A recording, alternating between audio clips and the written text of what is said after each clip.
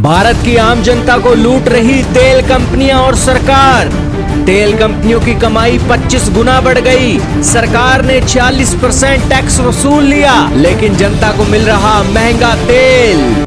जी हाँ दोस्तों, बीते 3 साल से भारत को 5 से लेकर $30 प्रति बैरल के हिसाब से डिस्काउंट रूस के क्रूड ऑयल पर मिल रहा है, लेकिन फिर भी इस डिस्काउंट का फायदा रिलायंस और नायरा जैसी प्राइवेट कंपनियों के साथ इंडियन ऑयल, भारत पेट्रोलियम जैसी सरकारी कंपनियों को मिल रहा है।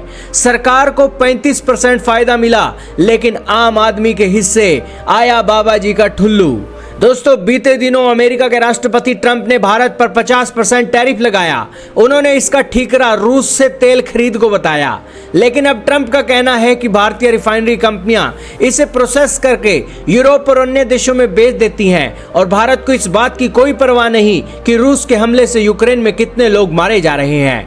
खैर, दैनिक भास्कर के इस आर्टिकल के अंदर यह पता लग रहा है कि भारत के लोगों की भी भारत की सरकार को फिक्र नहीं है। यही कारण है कि तेल की कंपनियों की कमाई 25 गुना तक बढ़ गई है और सरकार भी टैक्स वसूल कर अपनी जेबें भरने में व्यस्त है।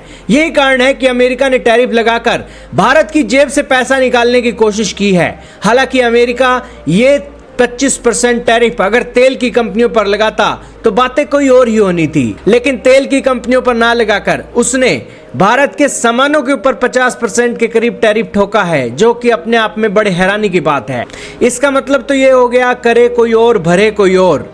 आइए अब जानते हैं कि आम आदमी को सस्ते तेल का फायदा क्यों नहीं मिल रहा। दोस्तों, भले ही इंटरनेशनल मार्केट में तेल की कीमतें डीरेगुलेट हों, कभी ऊपर हो जाएं कभी नीचे हो जाएं, लेकिन रिटेल की जो कीमतें हैं, जो साधारण पेट्रोल पंपों पर आप तेल लेकर आते हो, वो जो कीमतें हैं भारत की सरकार और तेल की कंपनियों के नियंत्रण में होती हैं।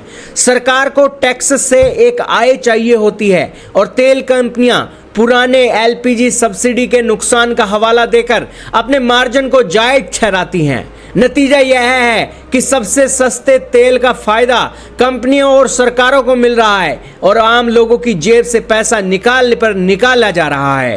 एक तरफ जहां एथेनॉल से एक आम आदमी की गाड़ी की एक एफिशिएंसी या आप कहिए कि एवरेज किलोमीटर कम हो रहे हैं और दूसरी तरफ ये महंगा पेट्रोल खरीद कर जनता की जेब से मोटा पैसा वसूला जा रहा है।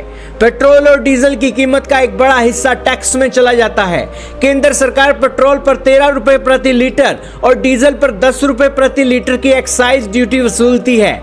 इसके अलावा राज्य सरकारें वैट लगाती हैं। कुल मिलाकर पेट्रोल की कीमत का 46% और डीजल की कीमत का 42% हिस्सा टैक्स ही होता है।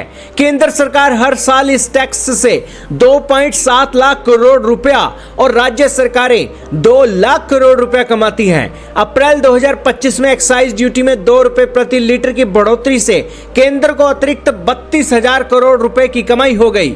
यही कारण है कि ये एक जो टैक्स है एक स्थिर और भरोसेमंद आय का स्रोत है हमारी सरकार के लिए।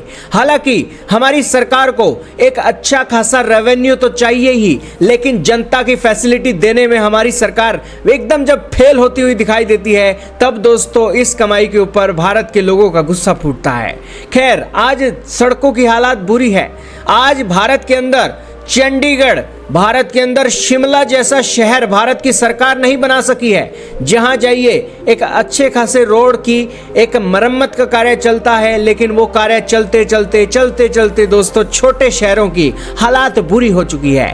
खैर, आप कुछ भी कहिए, लेकिन कंपनियों का मुनाफा है और ये कंपनियां अपने लिए अलग अलग फ्लैट लेकर रहती हैं, BMW, मर्सिडीज की गाड़ी इसके अंदर घूमती हैं और इन्हें छोटे शहरों से कोई मतलब नहीं, छोटे लोगों से कोई मतलब नहीं। यही कारण है कि ये मोटा मुनाफा कमाकर अपनी जेब भर रही हैं। खैर, इन सारे मामलों के ऊपर सरकारें एक्शन ले सकती हैं, लेकिन सरकारें इन मामलों पर एक्शन नहीं लेती हैं, जो कि बड़ी हैरानी का बात है। आपका क्या कहेंगे दोस्तों? कमेंट सेक्शन में बताइएगा कि क्या रूस से सस्ता तेल लेने के बावजूद भारत की सरकार ने आम जनता को धोखा नहीं दिया? इस दैनिक भास्कर के आर्टिकल के बारे में आपका क्या राय है? कमेंट सेक्शन में हमें जरूर बताइएगा।